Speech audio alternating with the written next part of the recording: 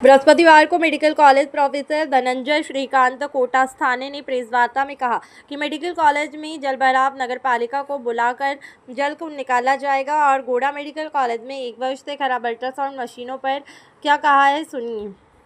Nodal officer की visit हुई थी इमरजेंसी मेडिसिन के प्रोफेसर LD मिश्रा के। उन्होंने जो इमरजेंसी मेडिसिन डिपार्टमेंट इम्प्रूव करने के लिए जो सुझाव दे दिए उसको आपको बताने के लिए और स्टेट गवर्नमेंट का इसमें क्या प्लान है ये बताने के लिए ये मैंने VC बुलाई। सर यहाँ इमरजेंसी को इम्प्रूव करने के लिए क्या क्या फैकल्टी देंगे आप, वो कब तक देंगे? इसमें हमारे पास ऑर्थोपेडिक सर्जन है, न्यूरो सर्जन है, जनरल सर्जन है और फिजिशियन है। इन सब की हम वहाँ पे ड्यूटी लगाएंगे, SARS की और फैकल्टीज़ की। और जो एग्जिस्टिंग 10 बेड का इमरजेंसी वार्ड है उसको आगे चल के हम 30 बेड तक बनाएंगे और उसमें जोनिंग हो जाएगी, येलो जोन, ग्रीन जोन और रेड जोन। उसके साथ वहाँ पे एक इमरजेंसी OT, इमरजेंसी ICU और पॉइंट ऑफ केयर लैब वहाँ पे बनाई जाएगी। प्रयास ये रहेगा कि मैक्सिमम पेशेंट को वही ट्रीटमेंट मिले और रेफरल कम हो जाए। तो गोल्डन आवर में जहाँ पे मरीजों को ट्रीटमेंट मिलनी चाहिए वो पेशेंट लखनऊ न रेफर हो, ये प्रयास रहेगा। इमरजेंसी वार्ड तक पहुँचने के लिए सर आपके यहाँ ड्रेनेज तक नहीं है, जल भराव की समस्या हो जाती है। उसके लिए हमने कंस्ट्रक्शन एंड डिज़ाइन सर्विसेज के माध्यम से एक प्रस्ताव बनाया है और शासन को भेजा है। उम्मीद है कि एक लगभग महीना भर में ये हमारे पास अप्रूव होके आएगा और निर्माण एजेंसी भी अप्रूव होके आएगी, कंस्ट्रक्शन एंड डिज़ाइन सर्विसेज। मरीजों की सुरक्षा के साथ साथ डॉक्टर अपनी सुरक्षा की बात कर रहे हैं, क्या कारण सर? इसमें हमारा अनुबंध हुआ है भूतपूर्व सैनिक बोर्ड से जी।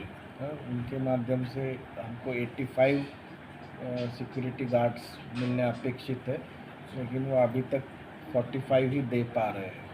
और शासन का एक जियो है कि सुरक्षा के लिए केवल भूतपूर्व सैनिक ही रखे जाए, उनके माध्यम से ही हम रख सकते हैं। हम अपने माध्यम से प्राइवेट सिक्योरिटी गार्ड नहीं रख सकते। तो हम बार बार उनको रिक्वेस्ट करते रहते कि हमको भेजो और हमको दे दो। तो जब ये संख्या कंप्लीट हो जाएगी तो दोनों कैंपस मिलकर ये संख्या है 85।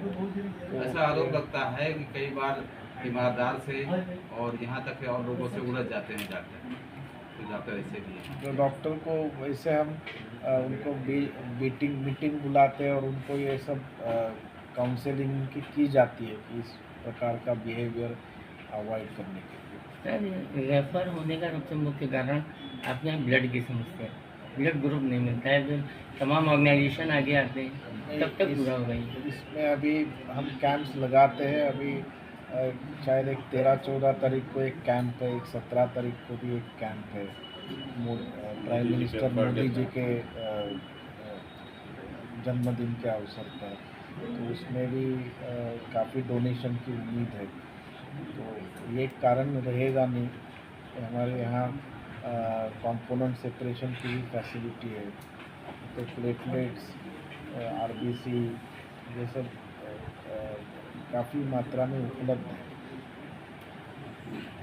मरीजों के लिए सर क्या आवश्यक है? दवाइयाँ हम supply corporation, drug supply corporation से मंगाते हैं। जैसे ही वहाँ उपलब्ध होती है वो हमारे पास होती है। अभी है कि नहीं है हॉस्पिटल? अभी कुछ दवाओं की कमी है, कमी है। वो ड्रग सप्लाई कॉरपोरेशन में है नहीं। लाइफ सेविंग दवाइयाँ हैं कि नहीं आपके पास? लाइफ सेविंग दवाइयाँ सब हमारे है। पास। जेई का एक मरीज आया है सर, जानकारी है? जेई का मरीज आया था, वो एक्चुअली गोंडा ज़िले का नहीं है, वो बहराइच का था।